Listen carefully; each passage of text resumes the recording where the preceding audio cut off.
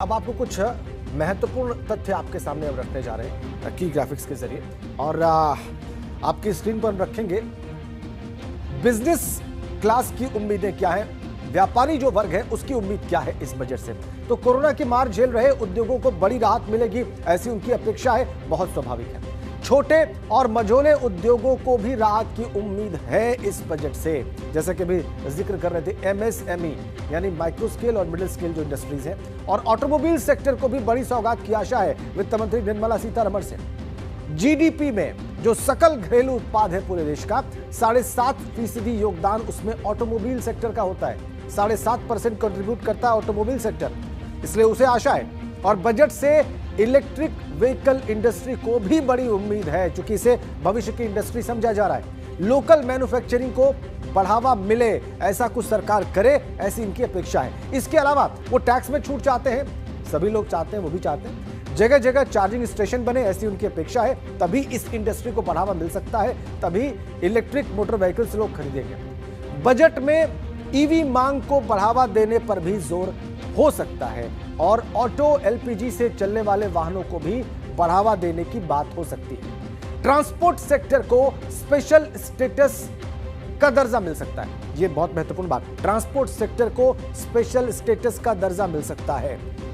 ये अगर मिलता है तो इसको क्या फायदे नुकसान होंगे हम आगे बताएंगे आपको। और स्टार्टअप को लेकर राहत पैकेज की भी घोषणा हो सकती है। ईज ऑफ डूइंग बिजनेस को भी बढ़ावा मिलने की उम्मीद है, ताकि लोग स्वरोजगार उत्पन्न कर सकें। इलेक्ट्रॉनिक्स क्षेत्र की आयात पर निर्भरता कम हो जाए, इलेक्ट्रॉनिक्स पर जीएसटी स्लैब घटा दिया जाए।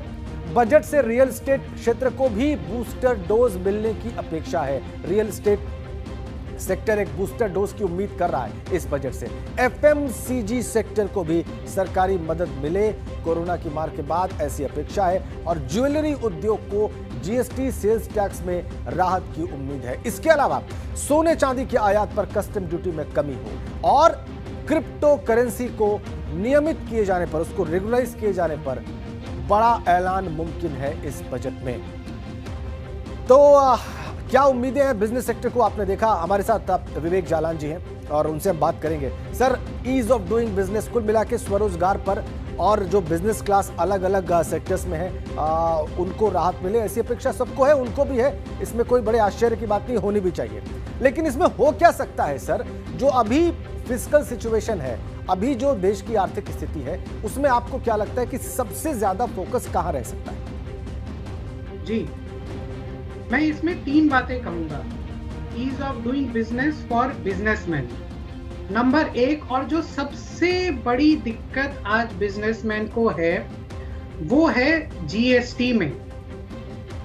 उसमें भी सबसे बड़ी जो दिक्कत है कि जीएसटी में अगर आप किसी व्यापारी से माल परचेज कर रहे हो, खरीद रहे हो, आप उसे जीएसटी देते हो और वो अगर सरकार को जीएसटी का भुगतान नहीं करता तो आप उसकी input tax credit as a purchaser नहीं ले सकते। ये एक सेक्शन है 16(2)(c। ये जो जीएसटी का प्रावधान है 16(2)(c में कि आपका सप्लायर अगर गवर्नमेंट को जीएसटी नहीं पेमेंट करता तो आपको उसकी क्रेडिट नहीं मिलेगी।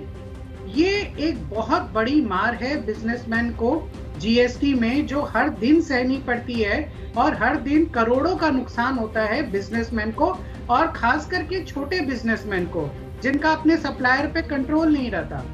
तो ये इस प्रावधान में राहत मिलने की कुछ अपेक्षाएं हैं व्यापारियों को। जी जी। दूसरा, कोरोना में हर एक व्यापारी, आज जो छोटे व्यापारी भी है जिनके पास 5-10 भी सैलरीड एम्प्लॉइज हैं और बड़े व्यापारी भी, सब चाहते हैं कि हमारे जो एम्प्लॉइज हैं, हमारे यहाँ जो काम करते हैं, सब स्वस्थ रहें, और अगर किसी को कोई भी रोग हो तो उसका उन्हें हॉस्पिटल में ठीक से उनका इलाज हो। इसी के लिए आज के दिन सारे जो बिजनेसमैन हैं, छोटे और बड़े, वो अपने सारे एम्प्लॉइज के लिए एक मेडिक्लेम पॉलिसी लेते हैं। लेकिन उस मेडिक्लेम पॉलिसी पे जो 18% जीएसटी लगता है, मान लो 1 लाख रुपए प्रीमियम है तो 18,000 उसमें जीएसटी लगता है। उसकी क्रेडिट जीएसटी में उन्हें, ये छोटे व्यापारियों को नहीं मिलती। ये आगे एक बहुत बड़ी फिर से एक मार है और ये इसमें राहत मिलने की उम्मीदें हैं बिजनेसमैन को।